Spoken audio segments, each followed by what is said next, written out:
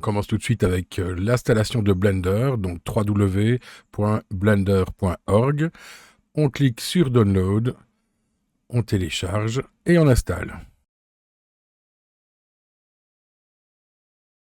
On arrive dans l'interface de Blender avec une grande vue perspective. Si je fais bouger la roulette de la souris, donc je fais avant-arrière avec la roulette de la souris, je zoome. Si je clique sur la roulette, je peux tourner autour de mon objet.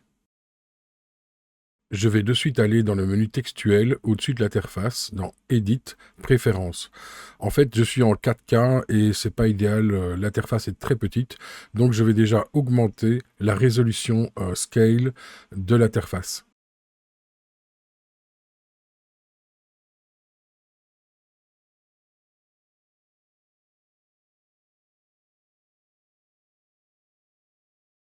Ok, dans ma scène, j'ai donc pour le moment 3 objets. J'ai un cube, une caméra, et je peux voir ici à droite, au-dessus à droite de l'interface, dans Scène Collection, qu'effectivement j'ai bien un cube, une light et une caméra. Donc je vais tirer une sélection pour l'instant et faire Delete. Mon but dans ce tuto est d'importer un personnage Mixamo dans Blender pour ensuite le calculer et l'apporter dans After Effects en 2D. Je vais sur mixamo.com où j'ai déjà été chercher à de nombreuses reprises et pour de nombreux tutos différents personnages, dont le personnage d'Ami, déjà utilisé dans des tutos After Effects. Donc ici, j'ai mon personnage, je vais pouvoir aller chercher une animation. Donc moi ici, je cherche une animation de marche.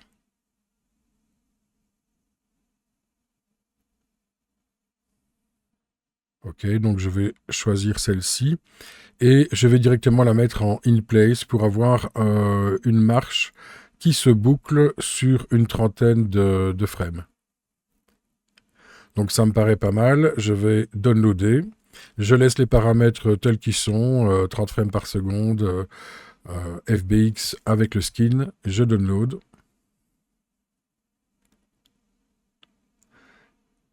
Et dans Blender, je vais faire File, Import, et je vais lui demander d'aller chercher donc du FBX.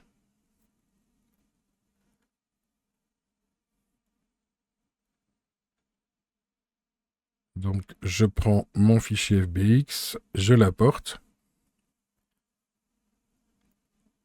Avec la roulette, je zoome. Clique sur la roulette, je peux tourner. Et si je rajoute maintenant Shift, donc majuscule, plus la roulette, ça me permet aussi de faire un pan pour pouvoir vraiment, voyez, bien gérer ici le fait de pouvoir tourner autour de mon personnage. Dans ma vue perspective, j'ai pour l'instant une vision sans texture de mon objet. Sur le haut à droite de ma vue, je vais pouvoir passer dans 4 modes d'affichage différents, de filaire au mode que nous avions actuellement et aux 2 modes plus colorés et texturés utilisant les shaders. Nous allons rester pour le moment sur le 3e mode d'affichage. Je vais également utiliser l'outil Preset Viewpoint pour pouvoir passer d'une vue à l'autre. Vous pouvez également utiliser les chiffres de votre clavier, en fait, sur le numpad, pour pouvoir faire la même chose, passer d'une vue à l'autre. Je vais rester dans cette vue left, et je vais essayer de cadrer le mieux possible mon personnage dans ma vue. Pour pouvoir faire un rendu de mon personnage et ainsi obtenir la meilleure version, la plus qualitative, je vais devoir ajouter une caméra. Sur le haut de l'interface, en mode objet, je peux cliquer sur Add Caméra. Ma caméra a été ajoutée. Je vais pouvoir maintenant essayer de l'ajuster à ma vue. Pour ça, je vais dans le menu View. Je cherche dans le menu Align View. Et en fait, ce n'est pas la vue que je vais aligner, mais c'est plutôt la caméra que je vais aligner à ma vue avec Align Active Camera to View, CTRL Alt Numpad 0. Je suis maintenant en vue caméra. Je peux sortir de la vue caméra tout simplement en cliquant sur le bouton de la roulette qui me permet de repasser en vue perspective. Alors maintenant, ce que j'aimerais bien faire, c'est passer en mode 4 vues avec CTRL-ALT-Q.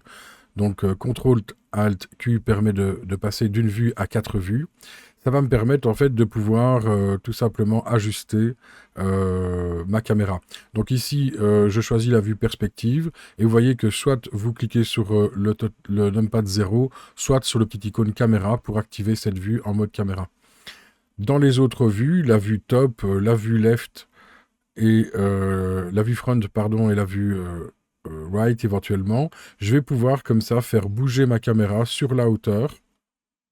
Donc, vous voyez que j'ai été chercher ici à gauche de l'interface l'icône qui permet de faire la rotation ou qui permet de faire bouger les objets. Et je vais ainsi utiliser les coordonnées pour pouvoir ajuster ma caméra le plus correctement possible. Je choisis ma vue caméra, je la remets en grand et je vais pouvoir aller maintenant dans le menu textuel, Render image, raccourci F12 pour faire un rendu de ma première image. Finalement, pour le moment, mon rendu est très proche du rendu que je peux voir dans le mode d'affichage numéro 4. Donc pour l'instant, il n'y a pas vraiment grande différence entre le rendu et le mode d'affichage numéro 4 de mon interface Viewport.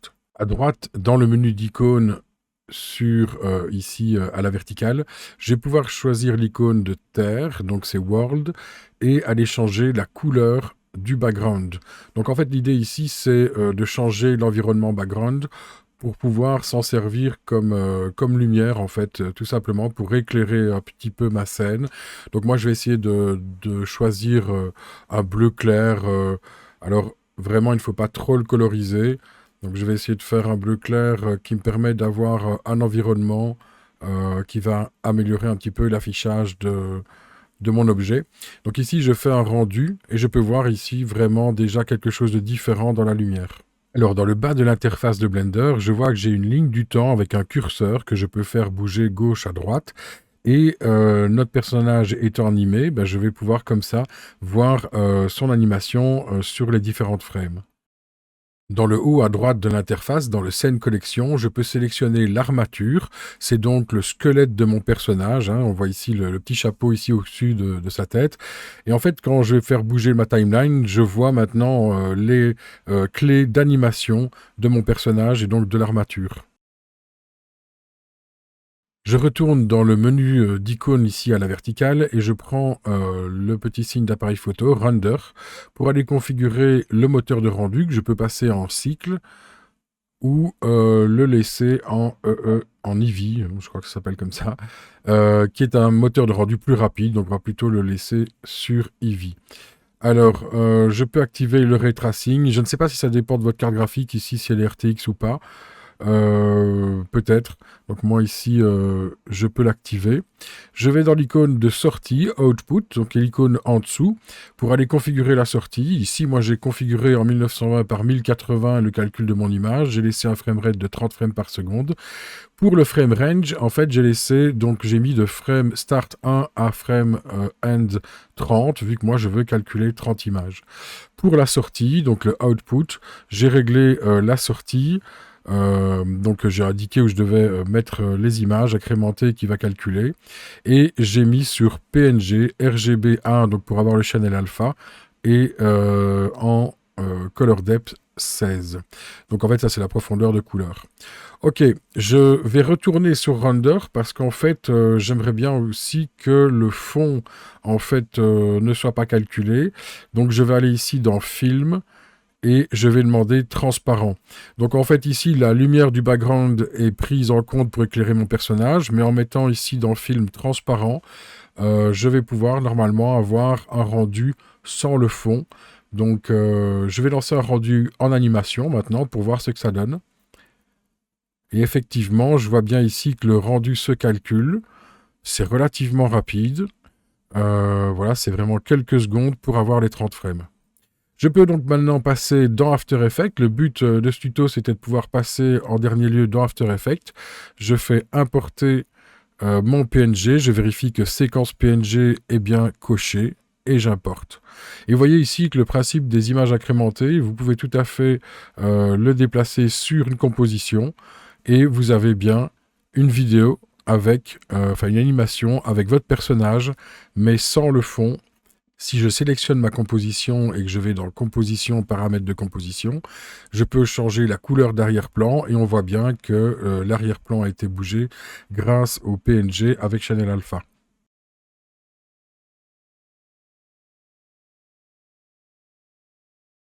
J'ai oublié de modifier la durée de mon animation. Je retourne dans les paramètres de composition et je vais mettre une dizaine de secondes. L'idée ici, c'est de pouvoir commencer à boucler le mouvement de mon personnage et de sa marche.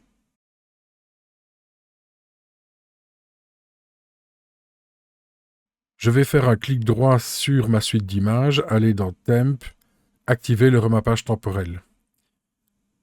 Une fois que c'est fait, il y a deux clés placées et je vais pouvoir allonger mon calque pour qu'il prenne toute la place.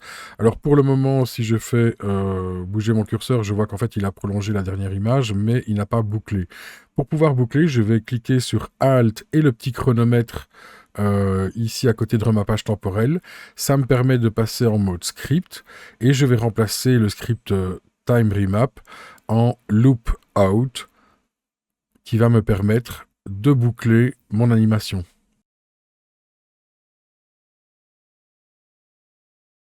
Mon animation est maintenant bouclée, mon personnage continue sa marche tout le long de la durée de ma composition.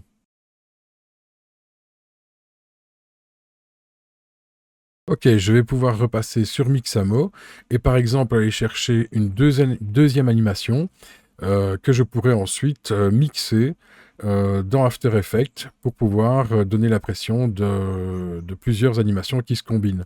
Donc moi ici, je vais aller chercher un saut, donc Jump, et je vais choisir ce saut qui me paraît pas mal, qui est sur une soixantaine d'images.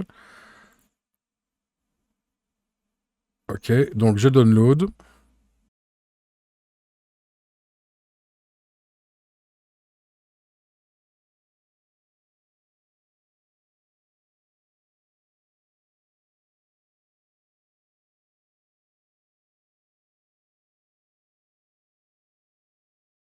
Je reviens dans Blender où je fais File, Import et FBX. Je vais chercher ce nouvel FBX de saut. Alors il est où? Il est là. Ok, alors il me met deux fois l'armature. Donc j'ai armature 001 et l'armature de base. Donc je pourrais renommer tout ça, mais bon, pour l'instant, j'ai laissé comme ça. Alors au début, je vais plutôt cacher en fait l'armature en fait originelle. Mais ensuite, je la supprimerai, ce sera plus facile. Donc ici, je regarde un petit peu maintenant ma nouvelle animation. Ok, donc vu que j'ai replacé donc ce nouvel FBX dans la même scène, il profite de tous les réglages qu'on a déjà fait préalablement. Finalement, il n'y a que les éléments de sortie ici, donc dans Output, où je vais aller créer un nouveau répertoire, où je pourrais mettre cette nouvelle suite d'images incrémentées. Donc ici, je me fais un répertoire Ami Jump. Et je vais aller modifier le frame range, vu que ici on est sur une soixantaine de frames. Euh, donc voilà, je vais d'abord aller effacer. Voilà, je vous montre ici, il y a bien 66 frames. Et je vais aller donc mettre 66 ici, donc dans le frame range.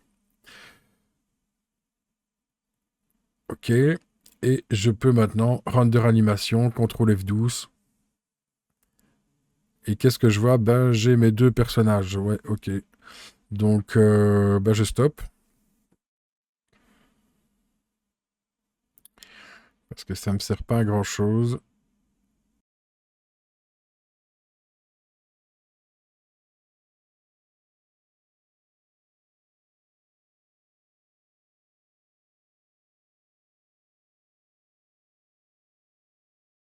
Je peux maintenant passer dans Render et faire Render Animation.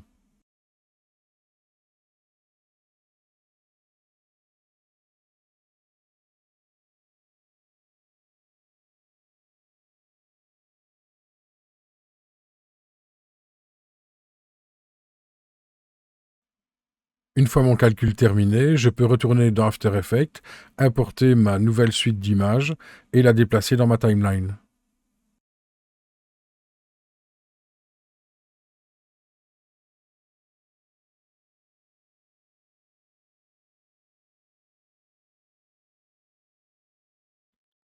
Dans After Effects, je vais modifier la longueur de ma première animation et je vais venir déplacer la deuxième afin de trouver le bon moment pour passer d'une à l'autre.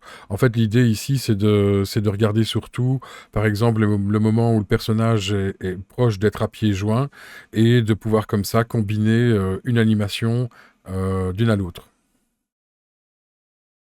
Alors ici, j'ai quand même réduit pas mal mon cycle de marche de la première animation, mais en fait, j'aurais pu aller mettre le jump bien plus loin, vu que de toute façon, l'animation est cyclique. Donc ici, je vais quand même essayer de mettre peut-être quelques frames, ici vraiment 2 frames en transition.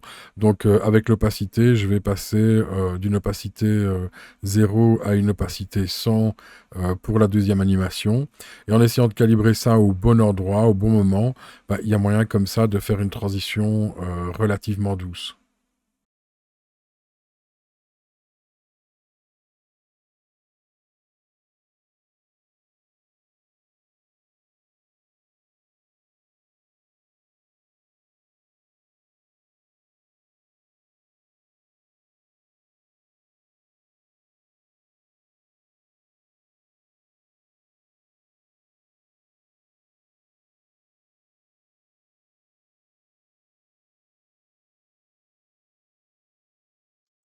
Alors je vais maintenant réduire la zone de travail. Je vais pouvoir faire ici une réduction de la composition à la zone de travail.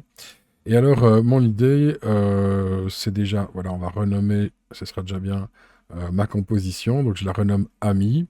Donc, et cette composition, donc, qui contient cette animation qu'on a combinée, je vais la remettre dans une nouvelle composition. Euh, Pourquoi? Parce que comme ça, je vais pouvoir placer tout notre ensemble d'animations amis. Je vais pouvoir le passer en 3D, donc ici avec le petit cube 3D, et je vais pouvoir l'intégrer dans un univers 3D d'After Effects. Donc je vais, pour vous montrer vite fait, par exemple, créer un solide. Ici, voilà, 1920-1080. Je vais mettre une couleur un peu différente pour qu'on le voit. Ici, en gris. Alors je le passe en 3D lui aussi et je vais afficher au moins 2 vues pour pouvoir voir un peu où il est et le déplacer. Donc bah, surtout ici, moi je vais lui appliquer une rotation. Là pour l'instant il est à la verticale, moi j'aimerais bien le mettre un peu plus à l'horizontale, vous voyez. Alors bon, peut-être pas à la main, je vais aller dans les paramètres ici de transformation de mon solide et aller mettre par exemple une orientation à 90 degrés. Ok, donc ici mon sol est maintenant à l'horizontale et je vais pouvoir l'abaisser et venir le mettre sous les pieds de mon perso.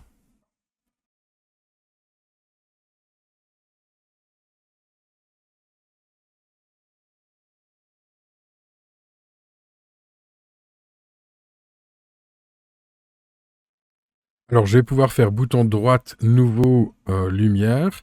Je vais installer une lumière peut-être de type ponctuel. Alors la couleur, bah, je vais pas laisser blanc, mais je vais mettre quelque chose un petit peu jaune, ocre, mais vraiment très très légèrement teinté. Projette une ombre, oui, je valide. Pour le reste, on verra plus tard, je vais faire OK. OK, donc j'ai ma lumière qui est installée.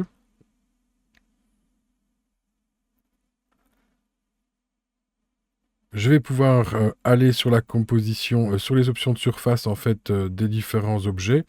Donc ici, c'est les options de surface du sol. Pour l'instant, je ne vais pas y aller plus loin que ça, mais dans les options de surface de Ami, là, je vais déjà aller mettre projette une ombre, oui.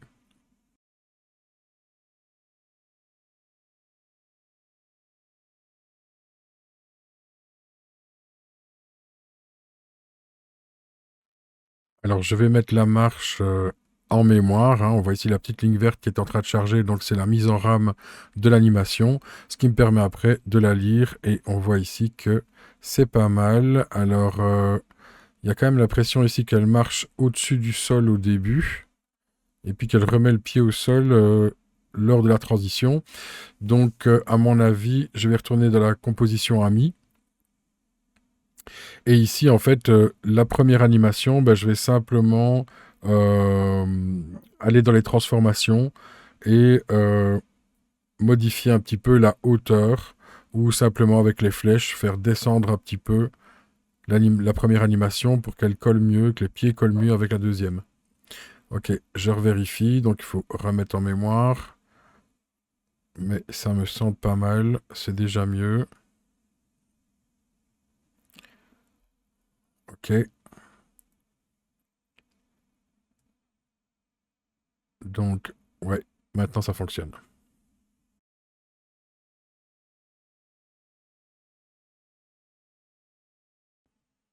Je vais passer en deux vues. L'idée ici est de dupliquer le sol et je vais m'en servir comme mur. Donc je vais le remettre à la verticale. Mais avant ça, je vais quand même agrandir un peu le sol. Donc j'ai mis une échelle de 200%.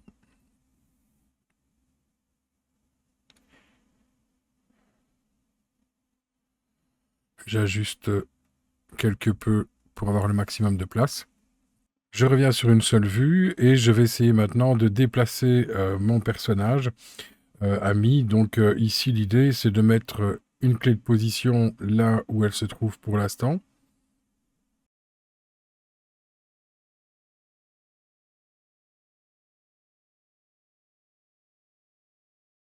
Donc voilà, je vois, je peux faire bouger donc gauche-droite.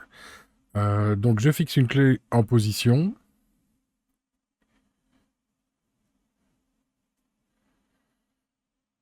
Je vais un petit peu avancer mon curseur jusqu'au moment où le saut va débuter. Donc voilà, plus ou moins ici. Et je vais refixer une clé.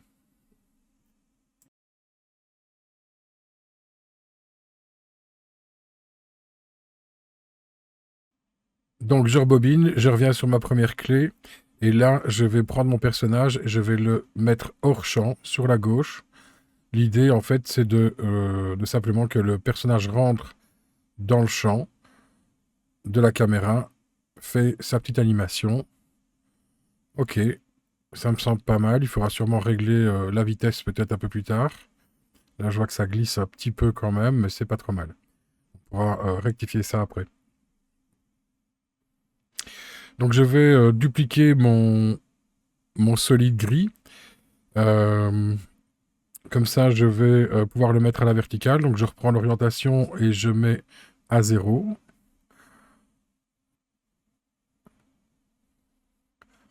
Voilà, je recule un petit peu et je me sers de la vue caméra pour remonter un petit peu le mur ici dans le fond.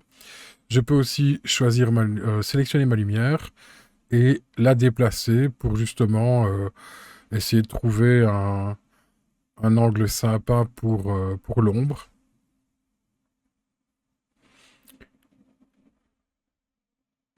Donc je vais changer de vue pour me mettre dans une vue de côté et pour pouvoir remonter un petit peu ma lumière qui est ici un peu basse par rapport à mon perso. Et comme ça, faire descendre un petit peu l'ombre. Donc je cherche à ajuster la lumière. Et puis je vais voir si je vais quand même devoir un petit peu rectifier la vitesse de l'animation du personnage pour qu'elle colle mieux sur le sol.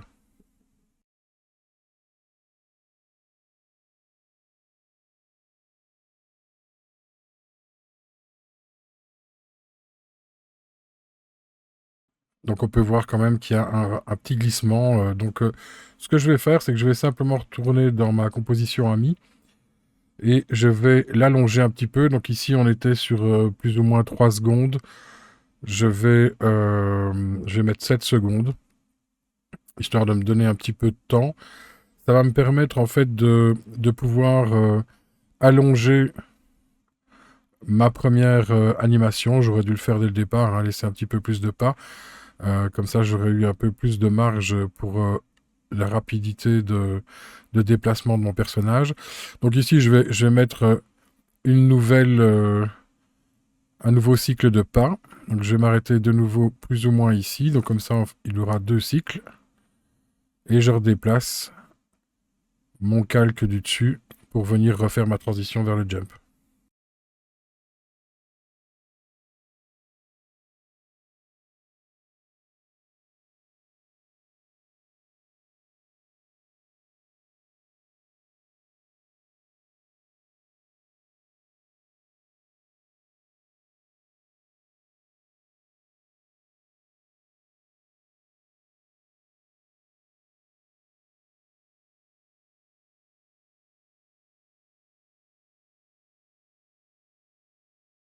Ça me paraît pas mal. Je vais de nouveau euh, couper ma composition pour qu'elle soit ajustée à la nouvelle longueur de l'anime ici du personnage.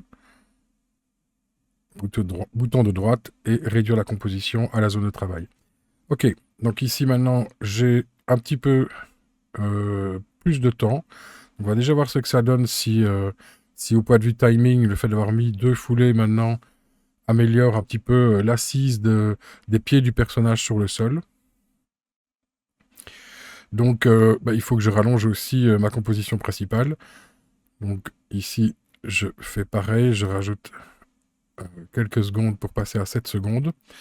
Donc ma composition ici à mi va devoir être allongée. Ok. Et tous les autres calques, je les sélectionne tous les 3, je tire un petit coup et hop, je viens bloquer pour que ce soit calé au bon endroit.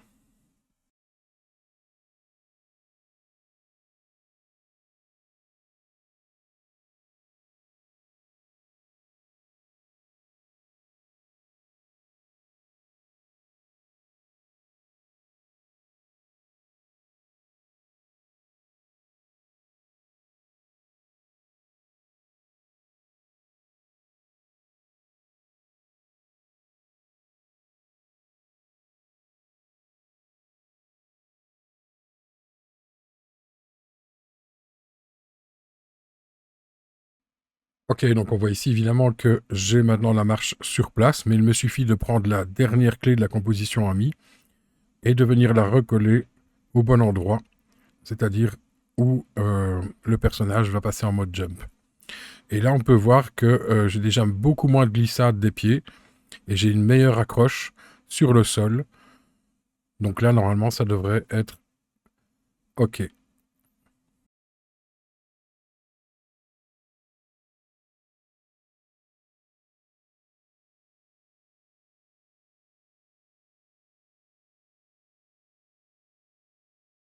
Si t'as aimé ce tuto, like, abonne-toi